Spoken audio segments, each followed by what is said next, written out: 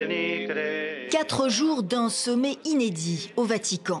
114 présidents des conférences épiscopales, les chefs des églises orientales, les dirigeants de congrégations de religieux, de hauts prélats du Vatican, quelques 190 représentants au total convoqués par le pape et sommés de prendre toute la mesure des crimes sexuels commis dans l'église sur des mineurs. Le peuple de Dieu nous regarde et attend de nous, non pas de simples et évidentes condamnations, mais de préparer des mesures concrètes et efficaces.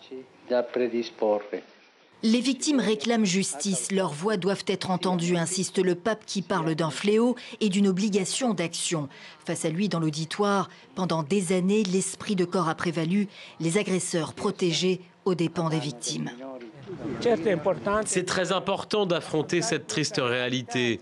Mais tous les prêtres ne sont pas comme ça. La justice doit être faite, mais il faut aussi faire montre de clémence. Venir à bout des résistances au sein de l'Église, c'est tout l'enjeu pour le pape François, qui a salué personnellement les victimes venues jusqu'à lui et reçu une douzaine d'associations les représentant. L'Église est au pied du mur pour le fondateur de la Parole libérée. La crédibilité de l'Église, du Vatican, du pape est arrivée à un état apocalyptique. Quant à ce qui peut émerger de concret, le Vatican réfléchirait à la mise en place de tribunaux par pays pour traiter des plaintes de crimes sexuels.